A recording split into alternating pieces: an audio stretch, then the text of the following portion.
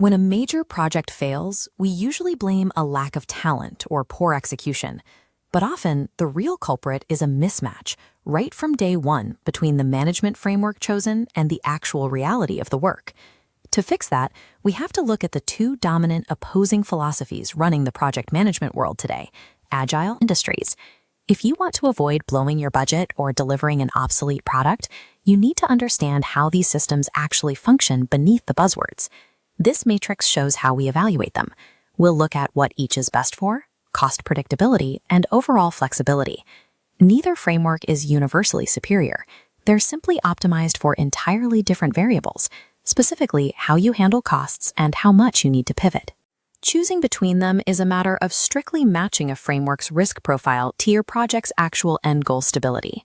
Let's start with Agile.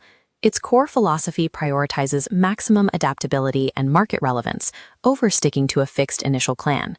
Instead of building everything all at once, Agile teams work in short, iterative cycles, often called sprints, to make regular incremental improvements. This diagram maps the standard sprint loop: plan, build, feedback, and repeat. It requires a high willingness to change direction based on incoming data. Because of this constant adjustment, the final product matches what the market wants today, rather than an outdated guess. But there is one major trade-off here. This cycle requires high, continuous availability from clients and stakeholders to actually provide that necessary feedback. And because you are constantly iterating your work, it becomes incredibly difficult to lock in a final total cost or a definitive delivery timeline on day one. If your feedback loop lacks strict discipline, you risk scope creep, where the project expands indefinitely. Agile guarantees you will build the right product for the moment, but it sacrifices your ability to know exactly when it will be done or exactly what it will cost you. Waterfall takes the exact opposite approach. Its core philosophy relies on maximum upfront predictability and a rigid, unyielding commitment to the initial plan. It operates as a strict sequential model. A new phase cannot legally or functionally begin until the previous phase is entirely complete. This flowchart shows the unchangeable stages of Waterfall: requirements, design, implementation, verification, and maintenance. It requires exhaustive definition of every project requirement before building begins. This upfront work secures highly predictable budgets, clear resource allocation, and a definitive roadmap. Stakeholders can sign off on that initial requirements phase and step away. They don't need to be involved in daily production. The trade-off is an almost complete inability to adapt to market changes or new user feedback once that implementation phase has started. If the initial assumptions made in step one were wrong, you won't discover the error until the final product is delivered, months or years later.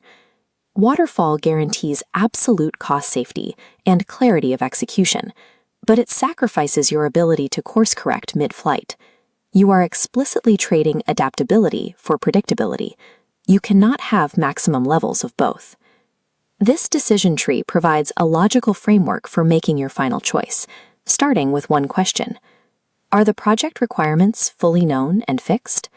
If the requirements are absolute and unchanging, the path leads directly to Waterfall. This maps perfectly to construction, hardware development, and medical device manufacturing.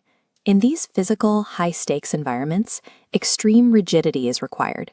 You must choose Waterfall here, because that rigidity is legally and financially necessary for absolute safety and compliance. Now, let's look at projects where requirements are not fixed. This forces a second critical question: is strict budget and timeline compliance legally or financially required? If strict budget compliance is not your primary constraint, the path leads to Agile.